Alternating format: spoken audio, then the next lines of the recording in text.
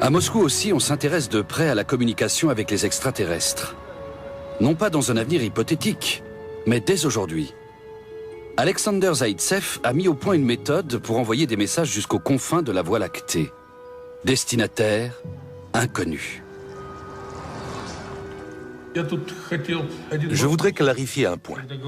Certains pensent que ces messages devraient être courts, d'autres jugent qu'ils devraient contenir beaucoup d'informations. Cela fait longtemps qu'on en débat, et ces deux points de vue ont leurs adeptes. Alexander Zaïtsev a déjà expédié de nombreuses missives dans l'espace pour le compte de l'Académie russe des sciences. D'ailleurs, la prestigieuse académie a fait de cette activité une spécialisation à part entière, le METI, une abréviation qui désigne l'envoi de messages vers des êtres extraterrestres. À Moscou, l'ingénieur prépare justement un nouvel envoi avec son équipe. Il reste à choisir vers quelle étoile il sera dirigé. Pourquoi je me passionne pour cette question? Eh bien, il faut croire que mon intellect est conçu de cette façon. Certains se passionnent pour les voitures de luxe, moi pas. D'ailleurs, je ne gagne pas assez pour en acheter. En revanche, je suis très compétent quand il s'agit d'envoyer un message radio interstellaire.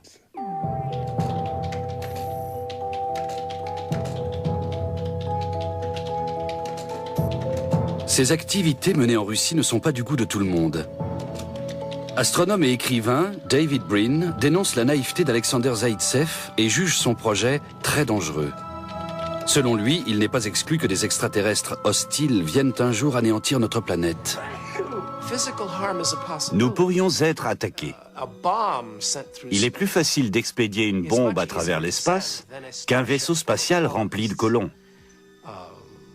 De nombreux scénarios de science-fiction envisagent l'envoi de bombes intelligentes sur une civilisation émergente qui diffuse des messages dans l'espace.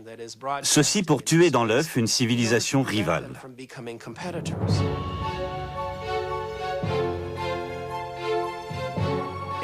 Il est possible de créer des machines capables de se déplacer de planète en planète et d'y prélever des matières premières pour construire d'autres robots. C'est ce qu'on appelle des machines von Neumann.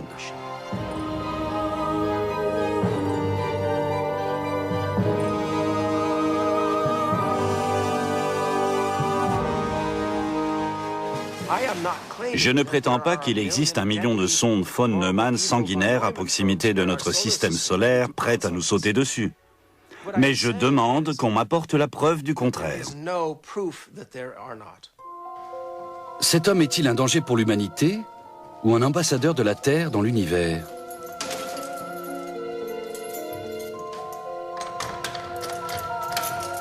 Pour l'heure, Alexandre Zaïtsev se concentre sur les problèmes techniques que pose ce nouvel envoi. Il connaît bien les critiques que lui adressent ses confrères. Pourtant, il poursuit son projet inlassablement et rien ni personne ne semble pouvoir l'en empêcher.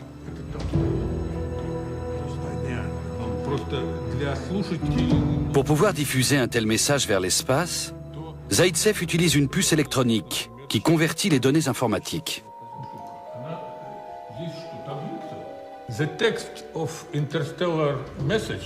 Le texte du message interstellaire part de l'ordinateur et passe dans cette interface qui transforme les informations numériques en signal radio analogique. Pour ce faire, nous utilisons ce circuit intégré. L'ancienne interface, qui remplissait les mêmes fonctions, était encore plus volumineuse. Vous pouvez vous amuser à comparer les deux.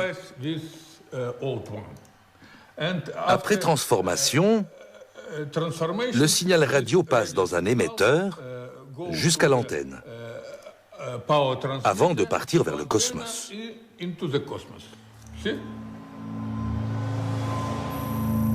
Il existe déjà une émission de radio destinée aux extraterrestres.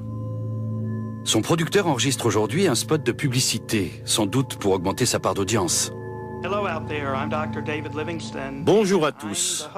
Je suis le docteur David Livingstone, créateur et présentateur du Space Show. J'ai un message pour vous. Nous voulons savoir comment nous déplacer dans l'espace de façon sûre et abordable.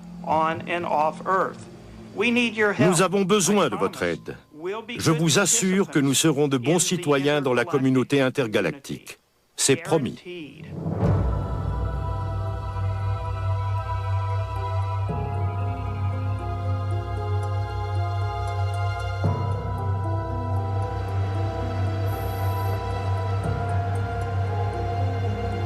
Le Space Show collabore avec une entreprise basée en Floride, spécialisée dans l'envoi de messages interstellaires au moyen d'un émetteur mobile. Son offre d'appel commence à 99 $. Pour quelle clientèle? Toute personne qui rêve de parler à E.T., mais qui n'en a pas encore eu l'occasion. Et visiblement, le concept rapporte. L'État de Floride ne s'est d'ailleurs pas fait prier pour accorder aux entrepreneurs une autorisation d'émission.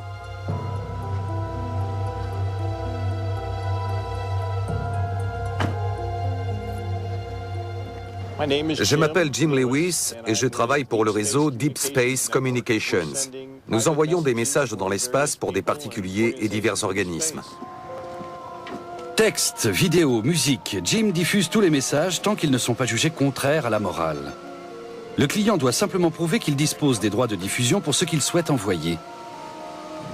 Voilà comment ça fonctionne. Le signal vidéo est traité par cette installation électronique, puis il passe par un émetteur à fréquence radio, avant d'être envoyé dans l'espace par l'antenne.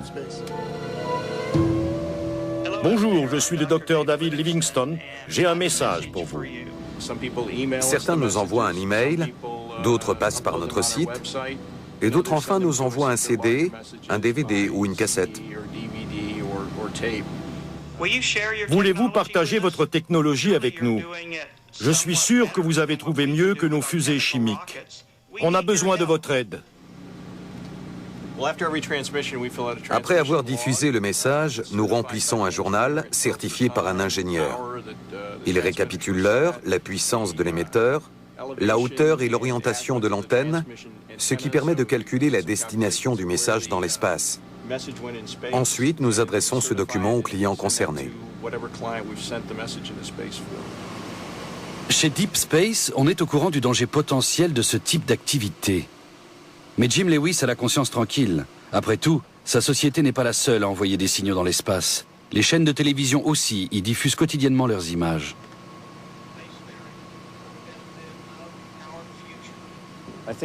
Il serait naïf d'oublier que nous envoyons tous les jours des informations dans l'espace depuis la Terre au moyen de divers appareils électroniques. Nous émettons des signaux en permanence.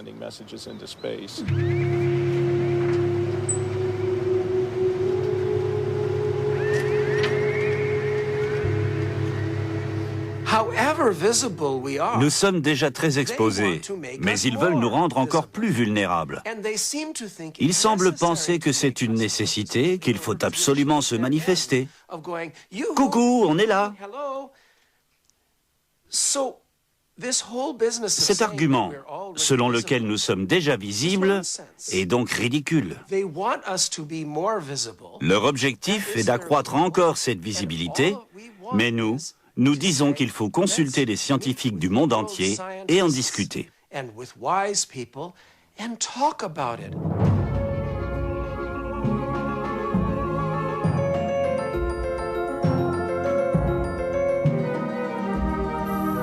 Pourtant, c'est bien l'Académie internationale d'astronautique qui a encouragé le développement des émissions à caractère scientifique ou privé vers l'espace. Chaque année, les grands acteurs du secteur spatial se retrouvent pour échanger leurs points de vue sur les dernières évolutions technologiques et politiques. Au programme des débats organisés à Valence en 2006, un accord international qui doit interdire dans le monde entier l'envoi de messages vers les extraterrestres. Car pour certains scientifiques et responsables politiques, la menace des extraterrestres pour notre planète n'est plus un scénario de science-fiction. Ancien diplomate américain, Michael Michaud est l'un des pères de ce projet. Si vous partez de l'étoile la plus proche en voyageant à 1/10 de la vitesse de la lumière, il vous faudra 43 ans pour atteindre la Terre. À l'échelle humaine, c'est beaucoup. Mais s'il s'agit d'un vaisseau spatial non habité, d'une simple machine, le temps n'a aucune importance. Et qui sait si les êtres qui enverront ce vaisseau hypothétique ne seront pas dotés de la vie éternelle? S'ils vivent plusieurs milliers d'années, un voyage de 43 ans sera négligeable pour eux. Le groupe de travail METI réuni à Valence est partagé. Les tenants de l'accord rappellent les dangers qui pourraient venir de l'espace. Les autres jugent qu'un traité international mettrait en péril leur travail scientifique. Alexander Zaitsev est absent. Mais au final, les nouvelles sont plutôt bonnes pour lui. Les participants ne parviennent pas à se mettre d'accord. Il peut donc continuer à envoyer des messages en toute légalité.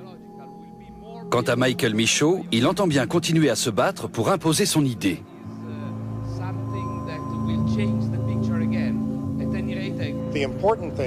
Il faut que des pourparlers internationaux aient lieu avant l'envoi de tout message important à une autre civilisation. En 1989, Michael Michaud soumet à l'ONU un premier protocole encadrant la communication avec les extraterrestres. Celui-ci interdit aux scientifiques de répondre à un quelconque signal extraterrestre sans en référer au préalable à la communauté internationale. Le texte ne réglemente cependant pas l'envoi de messages. Avec d'autres confrères, Michaud élabore donc un nouvel accord.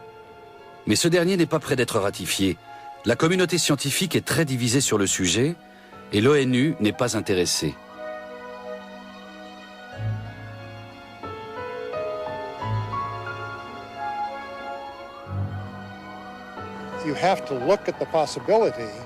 Il faut envisager l'existence de civilisations hostiles à notre égard. Elles pourraient même nous considérer comme une menace potentielle.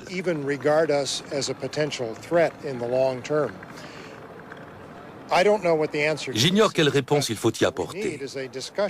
Mais il est nécessaire d'organiser un débat entre personnes sensées pour envisager tous les scénarios possibles et déterminer quel est le plus vraisemblable. J'espère que nous arriverons alors à une décision. Envoyer un message au contenu mûrement réfléchi ou ne rien entreprendre. Mais on l'a dit, de nombreux messages sont déjà en route vers l'espace et personne ne peut leur faire demi-tour. Le lancement de la bouteille à la mer interstellaire la plus spectaculaire date des années 1970. Le projet Voyager. À l'origine, 2 sondes spatiales doivent partir explorer les planètes situées hors du système solaire, avant de disparaître dans les tréfonds de l'univers une fois leur mission accomplie. Mais très vite, la NASA comprend que Voyager pourrait jouer un rôle bien plus important et devenir un ambassadeur de l'humanité dans l'espace. Voyager était la première sonde envoyée dans l'espace interstellaire. Nous avons décidé d'en profiter pour y joindre un message venu de la Terre qui a pris la forme d'un disque analogique gravé de sillon à l'ancienne. À une différence près, il comportait non seulement des sons, mais aussi des images de notre planète. Frank Drake a contribué à créer ce disque. Aujourd'hui encore, il en conserve une copie dans son grenier qu'il ressort volontiers de temps à autre. C'est le dessus du boîtier contenant le disque embarqué sur Voyager 1 et 2.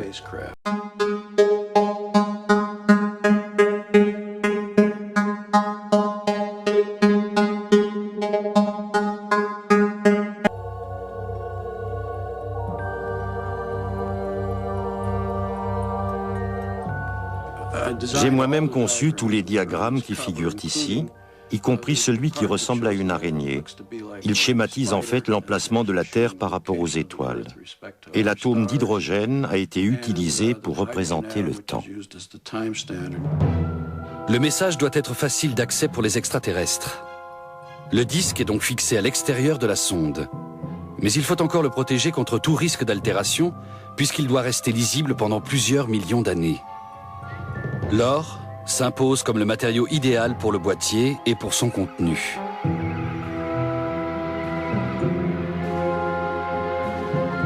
Pour Pour faciliter la tâche au destinataire du disque, Frank Drake y joint un appareil permettant de le lire et un mode d'emploi. Mais le plus délicat est le choix des informations à enregistrer sur ce disque. Comment satisfaire la curiosité des extraterrestres? Il nous a paru superflu d'envoyer des informations scientifiques, puisqu'ils possèdent a priori des connaissances supérieures aux nôtres. En revanche, ils voudront sans doute connaître la nature particulière de notre planète, ainsi que nos caractéristiques physiologiques et sociologiques. Enfermés dans les sillons du disque en or, ces images de la Terre offrent un instantané de notre civilisation dans les années 1970. Frank Drake s'est efforcé de dresser un tableau aussi équilibré que possible de notre planète.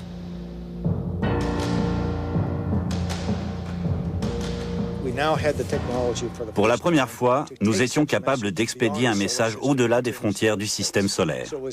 Cela témoignait du haut niveau de technologie que nous avions atteint.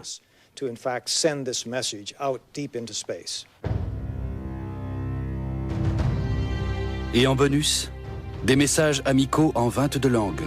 Herzliche Grüße an alle. Hello from the children of planet Earth. Shalom. धरती के वासियों की ओर से नमस्कार. Hola y saludos a todos. Des sons venus de notre planète.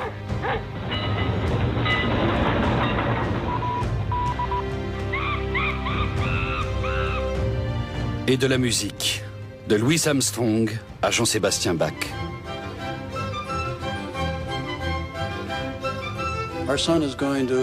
Dans 4 milliards d'années, le Soleil se dilatera et nous serons anéantis. Pourtant, ces deux disques continueront à tracer leur route dans l'espace. Ce seront peut-être les dernières preuves de notre existence qui subsisteront. Ils sont donc d'une grande importance et je suis fier d'avoir contribué à leur réalisation.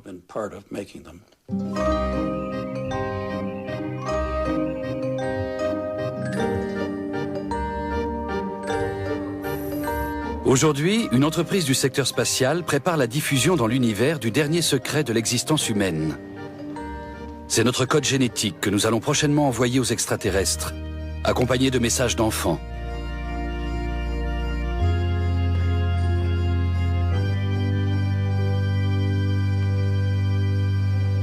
Привет, инопланетяне! Космос, космос, я Земля. Хочу наладить контакт. Дорогие инопланетяне, будьте хорошими, и мы вас примем на нашу Землю. Как вы там живете? Если хотите, прилетите к нам на Землю. У нас тоже хорошо. Chaque enfant envoie également un de ses cheveux. En effet, les cheveux contiennent notre ADN et renferment donc toutes les informations nécessaires à une civilisation évoluée pour se familiariser avec le genre humain. Est-ce un simple cadeau pour ceux qui le découvriront ou une invitation au clonage?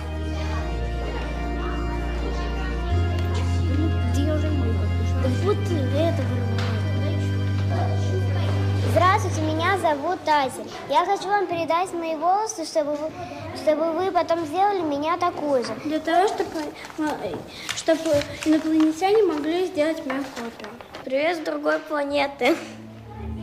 Seront-ils un jour clonés par une civilisation extraterrestre simplement parce qu'une entreprise spatiale s'est permis cette plaisanterie?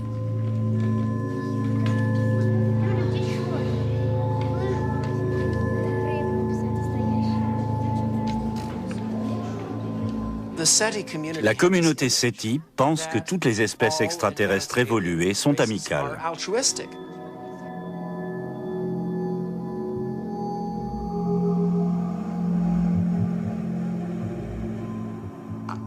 J'ignore si c'est vrai. Il n'y a pas de preuve. Mais il est possible qu'il existe des civilisations extraterrestres qui ne soient pas du tout amicales. Si c'est le cas, ont-elles les moyens de nous nuire? Je n'en sais rien. Et c'est bien là le problème. Nous ne le savons pas. Pour envoyer ces messages, Alexander Zaïtsev doit se rendre en Ukraine. C'est ici, au bord de la mer Noire, que se trouve le radiotélescope d'Eupatoria, l'une des 2 antennes géantes au monde dotées d'un émetteur suffisamment puissant. Mais aujourd'hui, sa visite s'annonce épineuse. il sait parfaitement que ses activités sont accueillies par certains avec une grande hostilité.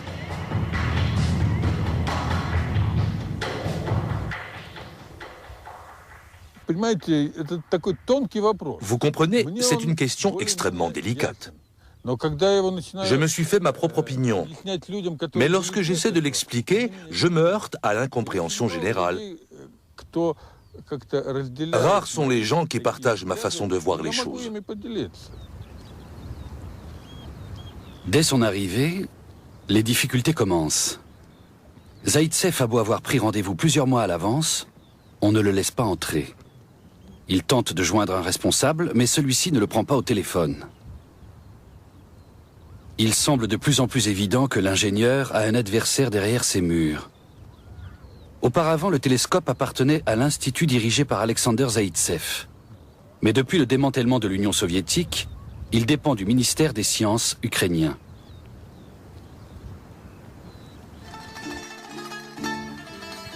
Le lendemain, le ministère des Sciences d'Ukraine confirme à Zaïtsev que sa mission est bien autorisée, mais précise qu'il ne peut pas lutter contre les résistances locales à Eupatoria.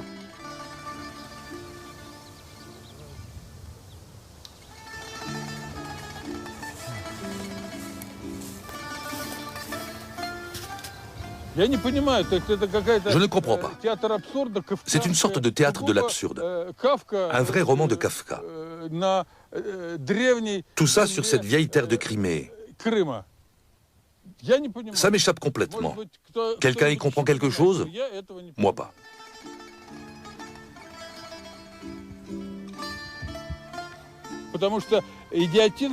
Cette situation est complètement ridicule. On ne peut rien imaginer de pire. Je ne vois vraiment pas ce que je peux y faire. Mais je tiens à dire ceci. Eupatoria, c'est fini. Je m'en vais. Adieu, Eupatoria. Ça suffit.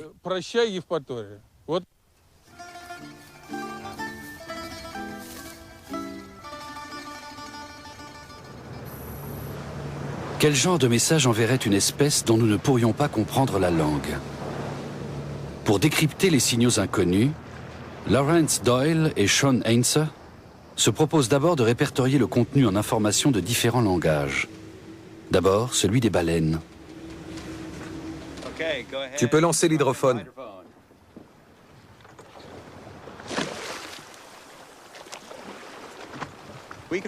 On n'a pas besoin d'être tout près des baleines pour les enregistrer. Les sons qu'elles émettent circulent facilement dans l'eau, surtout dans les basses fréquences. Une fois l'hydrophone en place, nous allons les laisser s'approcher un peu et enregistrer les sons pendant qu'elles passent. L'enregistrement est en cours. Pour communiquer entre elles, les baleines émettent des sons qui semblent déjà venir d'un autre monde.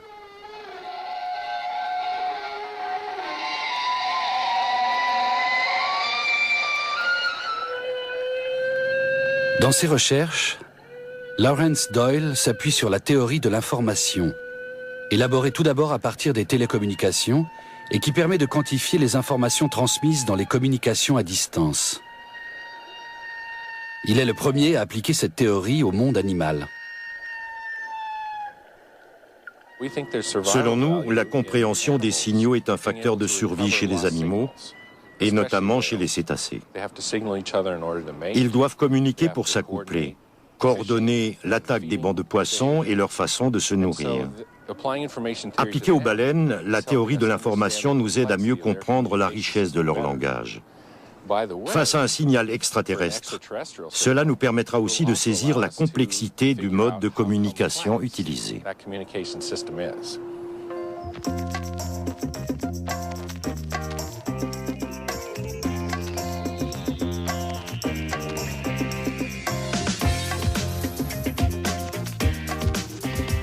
Les mauvaises langues prétendent que le projet SETI ferait mieux de braquer ses récepteurs sur Hollywood, au lieu de les tourner vers le ciel. Après tout, les seuls extraterrestres que l'on peut espérer rencontrer pour l'instant sont ceux des studios de cinéma.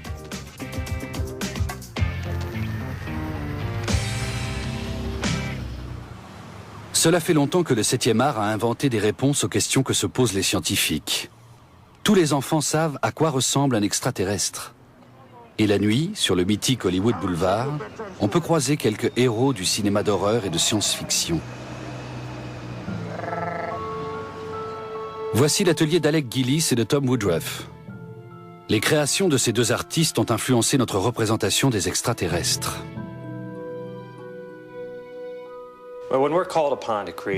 Quand on nous demande de créer un extraterrestre pour un film, nous proposons avant tout une créature qui servira les besoins de l'intrigue.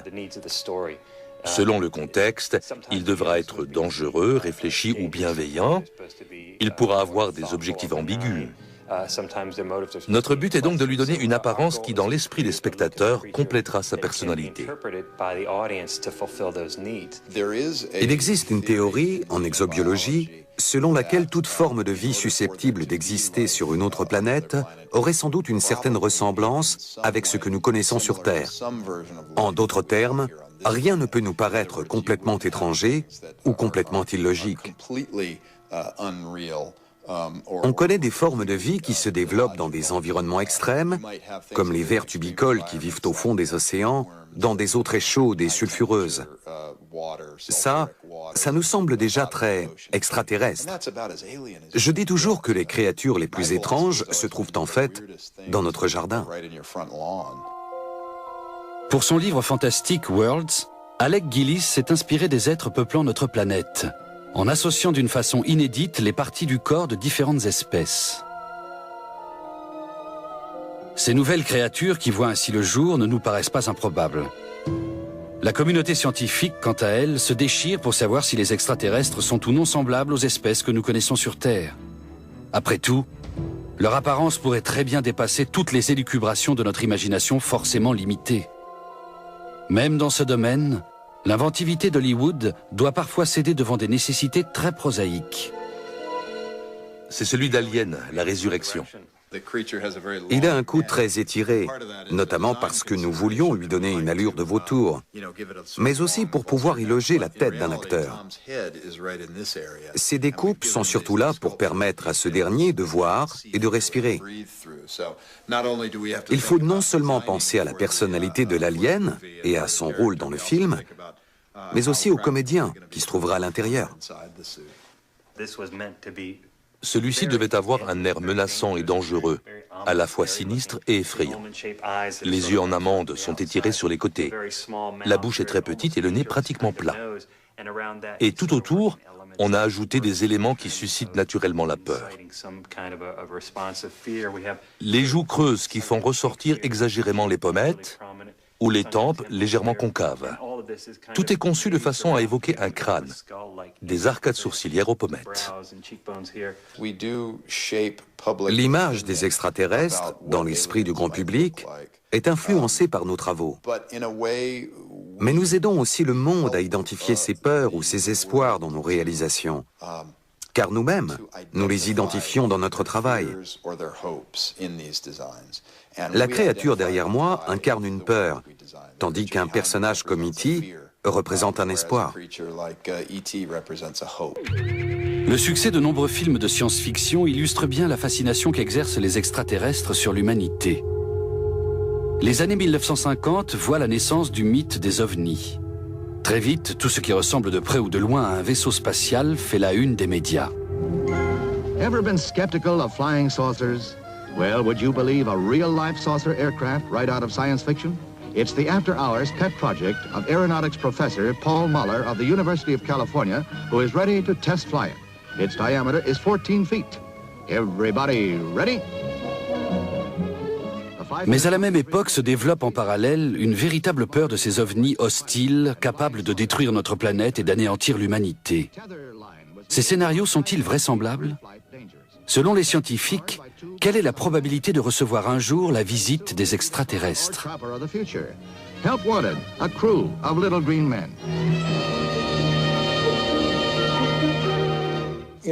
Les distances qui séparent les étoiles sont considérables. Au vu de nos connaissances scientifiques, nous jugeons qu'il n'est pas possible, concrètement, d'atteindre un autre système stellaire.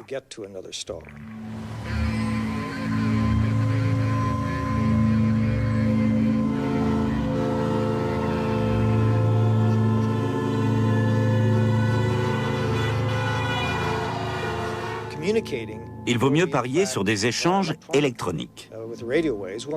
Les ondes radio seront notre principal mode de contact avec ces êtres intelligents.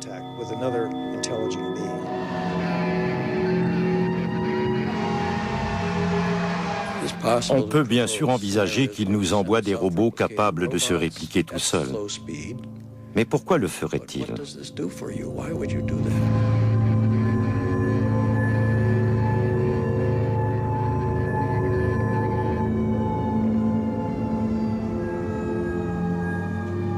D'autant que ces robots peuvent devenir fous et se retourner contre leur propre constructeur.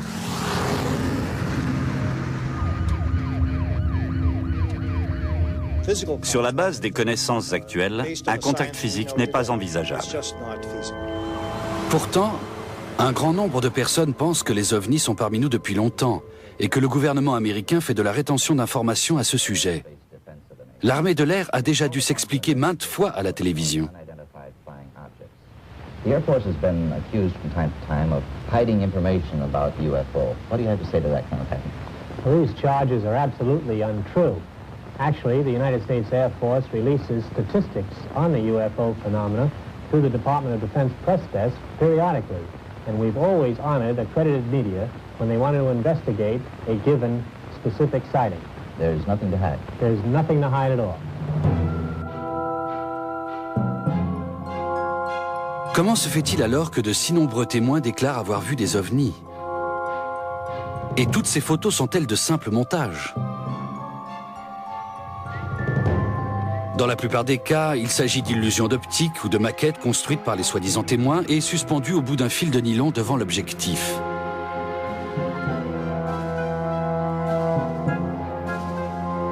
Mais pour un petit nombre de témoignages, la science ne peut apporter aucune explication. Et de tels événements se produisent partout dans le monde. Il existe un lieu cependant où le nombre d'ovnis observés bat tous les records.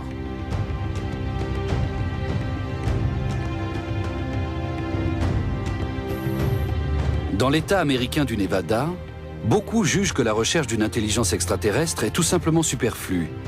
Car depuis cette route, surnommée l'autoroute extraterrestre, on observe régulièrement des engins volants venus d'ailleurs.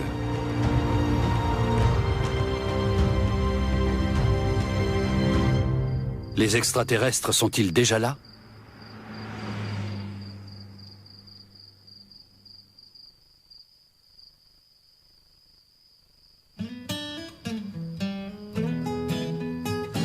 Le Little Hailey Inn est le seul bar-restaurant à 80 km à la ronde. C'est aussi l'unique point de ralliement pour les habitants de la localité de Rachel, qui n'est en réalité qu'un ensemble de mobil-hommes. Ici, on n'a aucun doute. Les extraterrestres nous rendent visite régulièrement.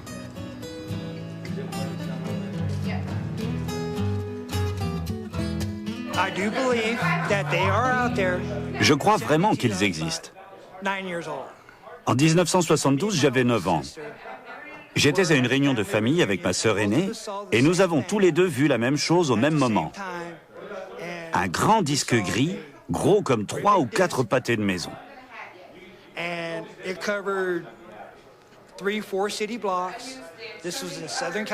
Ça se passait au sud de la Californie, en plein jour. Je me suis retourné, ils avaient disparu. Je me suis tourné une seconde fois, ils étaient là à nouveau.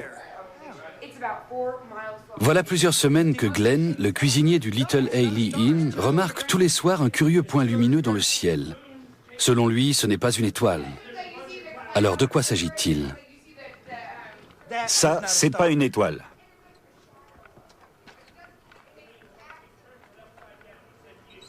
C'est trop bas. C'est quoi, selon vous? Je n'en ai aucune idée.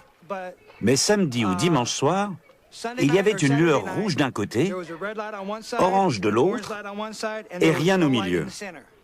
Le lendemain, il n'y avait qu'un seul point très lumineux, le rouge et l'orange avaient disparu. Et c'est presque toujours au même endroit.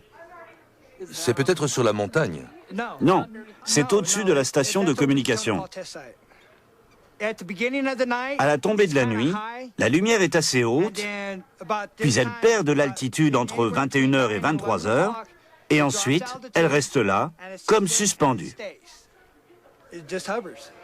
Quel est donc ce point lumineux qui intrigue à ce point les habitants et les visiteurs de passage? Est-il concevable que des ovnis survolent le désert du Nevada sans être repérés par les écrans radars de l'aviation américaine? Et pourquoi la communauté scientifique s'intéresse-t-elle si peu à ce type de phénomène? Je l'observe tous les soirs, pour bien m'assurer que je n'ai pas de vision. Je comprends. Beaucoup de gens s'intéressent aux mythes. Ils veulent savoir si tout cela est bien vrai. D'autres ont eux-mêmes observé des phénomènes, par exemple des lumières ou des objets volants. Ils viennent ici pour échanger leurs impressions avec d'autres témoins qui ont vécu le même genre de choses. La clé du mystère se cache derrière les collines qui bordent l'autoroute extraterrestre. Discrètement logé dans une vallée se trouve un terrain d'essai, la base aérienne de Nellis. L'aviation américaine y teste des prototypes d'avions de chasse à quelques kilomètres seulement de la petite ville de Rachel.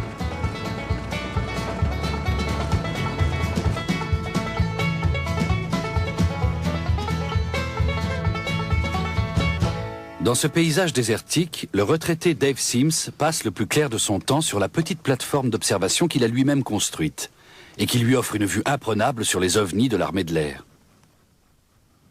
Ici, de nouveaux avions de combat sont testés, souvent dans le plus grand secret. Si bien qu'il n'est pas complètement inexplicable que des objets volants, pour le moins difficiles à identifier, survolent périodiquement la plaine.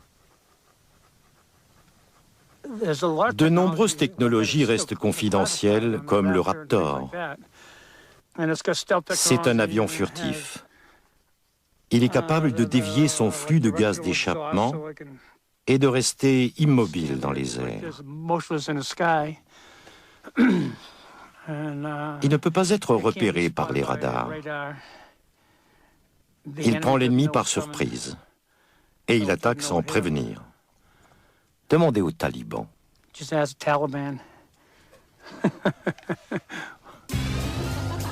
Les archives gouvernementales conservées à Washington renferment des films relatifs à des projets militaires des années 1950, qui étaient alors confidentiels. À l'époque, la fièvre des ovnis fait des ravages. Plus tard, après la levée du secret militaire, de nombreux témoins persuadés d'avoir observé des ovnis apprendront qu'il s'agissait en fait de mannequins de crash test, de ballons météorologiques et de prototypes de machines volantes abandonnés par la suite.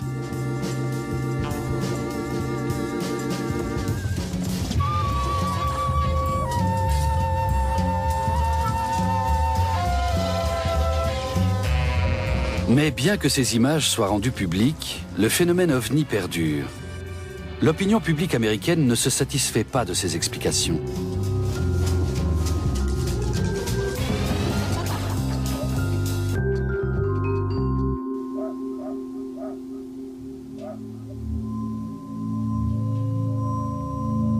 La base aérienne de Nellis devient connue sous le nom de Zone 51.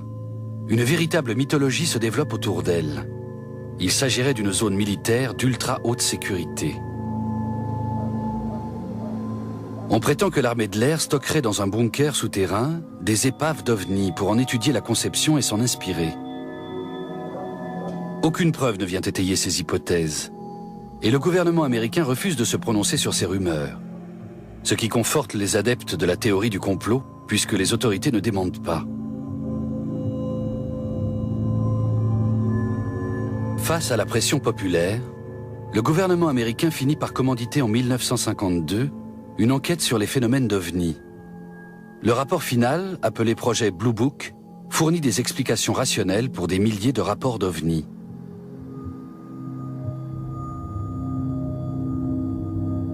Des formulaires de signalement accumulés sur plusieurs dizaines d'années sont étudiés de près.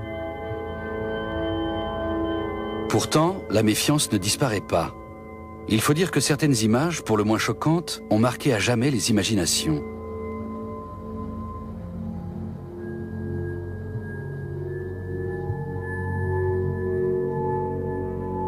Ainsi ce film macabre, censé présenter l'autopsie d'un extraterrestre.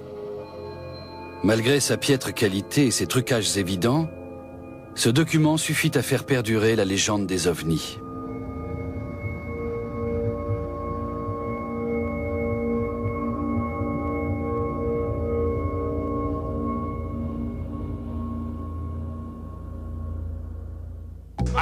Passez-moi une serviette. Il faut un peu plus de sang. La véritable autopsie d'un extraterrestre. En quelques décennies, les autopsies d'extraterrestres sont devenues un élément incontournable de la culture populaire américaine.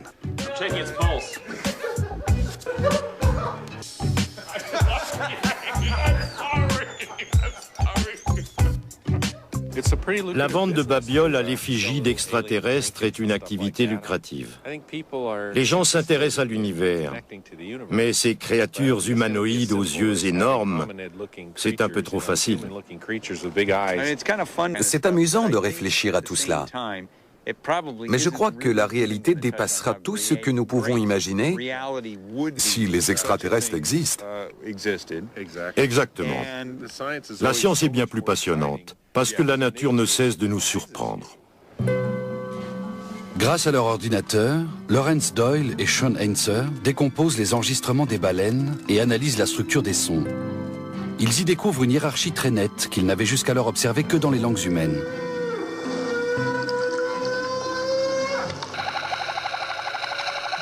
Les baleines juxtaposent de petits segments sonores pour construire des phrases qu'elles répètent inlassablement. Telle est l'origine de leur chant. Mais pour les chercheurs, il ne s'agit pas d'une langue à proprement parler, car cette forme de communication est loin d'être aussi sophistiquée que la nôtre.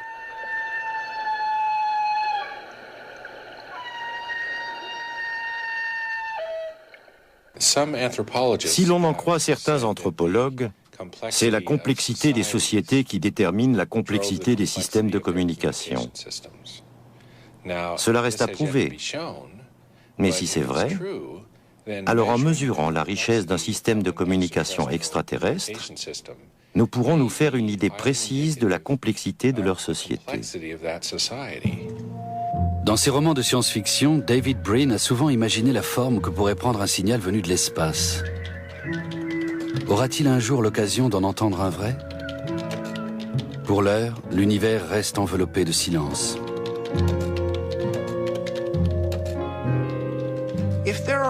Il existe peut-être beaucoup d'espèces extraterrestres intelligentes qui choisissent de ne pas se manifester.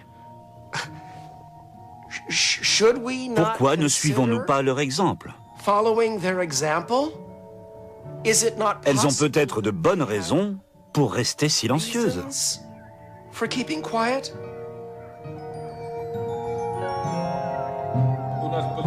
Rester silencieux. Voilà qui n'est guère compatible avec les projets d'Alexander Zaitsev, qui remue ciel et terre pour réussir à faire partir son prochain message, dans l'intérêt de l'humanité, à ses yeux. Et si ce n'est pas possible à Eupatoria, il tentera sa chance ailleurs. Nous ne comptons divulguer aucune information stratégique, aucun secret. Uniquement des éléments qui nous semblent intéressants et qui devraient l'être pour eux aussi. Par exemple, de la musique classique, des œuvres de Beethoven ou de Tchaïkovski. Expliquez-moi en quoi tout cela est secret.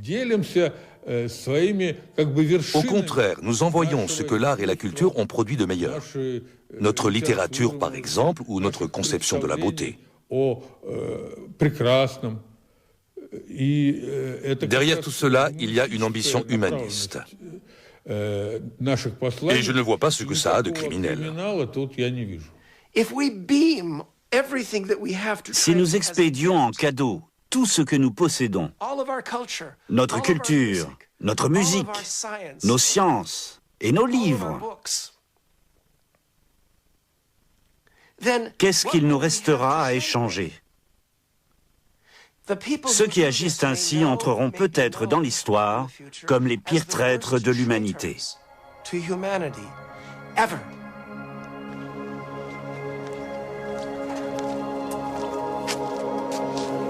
David Brin critique vivement ces terriens qui veulent faire connaître l'humanité dans l'univers tout entier.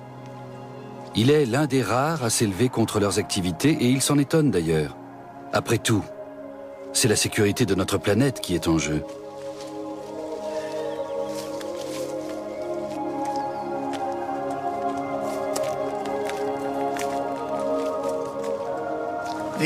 La Terre est extrêmement fragile. Nous savons déjà qu'une forme de vie intelligente, la nôtre, est capable à elle seule de la mettre en péril. Notre planète n'en supporterait peut-être pas une deuxième. J'apprécie la diversité et la tolérance. Mais l'humanité doit se ressaisir. C'est une priorité absolue.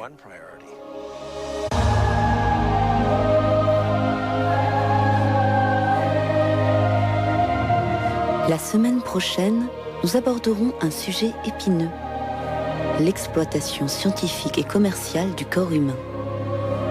Alors à bientôt.